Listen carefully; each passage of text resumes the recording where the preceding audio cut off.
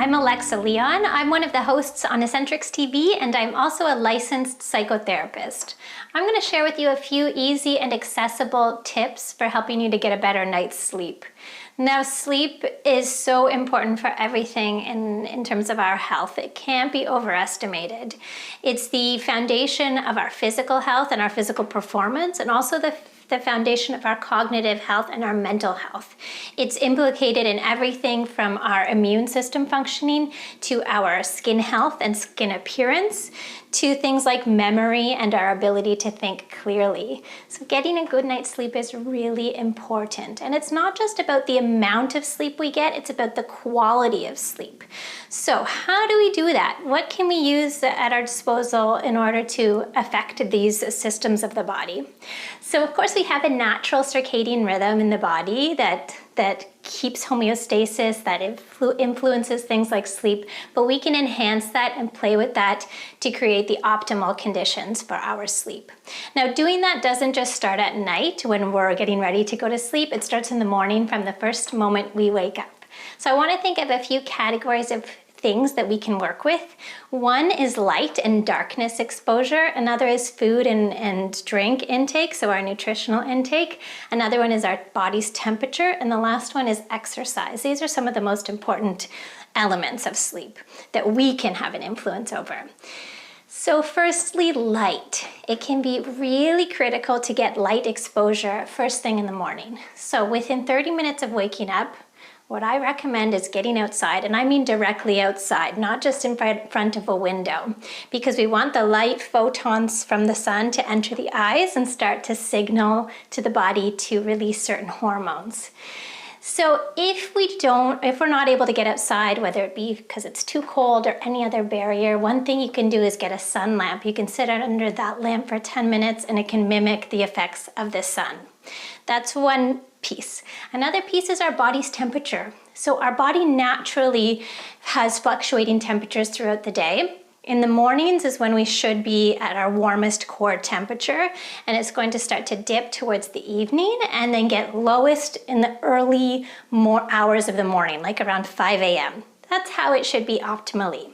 That's going to happen no matter what. It's an automatic function, but we can work with this and play with this to even enhance that circadian rhythm. So in the mornings, we want to use things that are going to increase our core body temperature. So that includes food.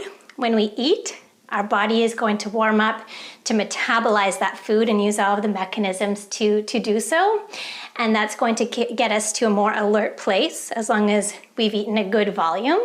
The other thing we can do is increase our temperature with exercise. So this is where something like Essentrics or another exercise program comes in.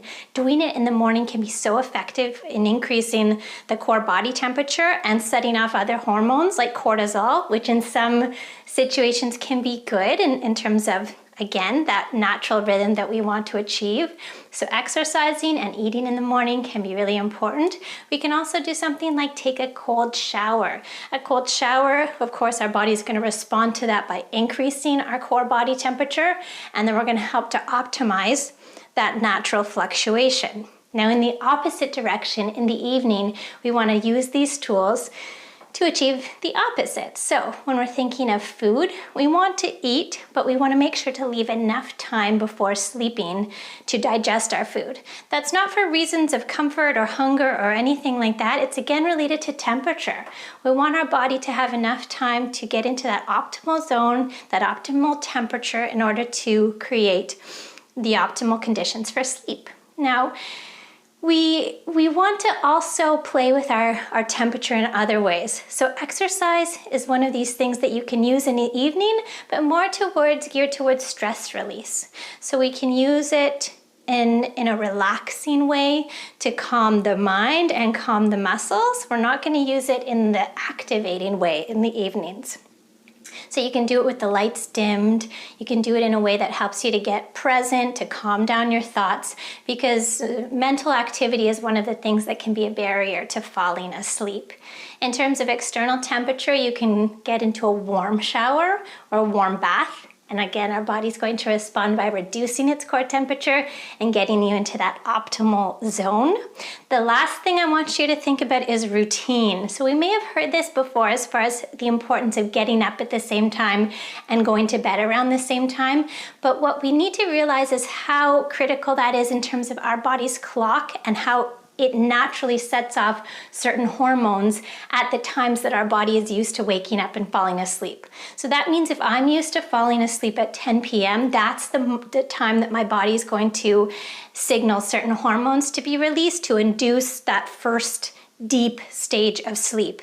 If I then one night go to bed at 1 a.m., I may miss that window where those hormones lead to the optimal deep sleep. So I may still fall asleep and stay asleep, but the architecture of my sleep has been disrupted. So that's why routine is really an important tool to play with to create the best conditions for sleep. So if we do all of this, I hope it will lead to more longevity, feeling better not just in the immediate, but also for long-term physical and mental and cognitive health. So maybe Essentrics can be part of your routine when you're thinking of setting yourself up in the best way. So in the morning and in the evening, I hope you can use that as part of these tips. And I wish you a good, deep, happy sleep.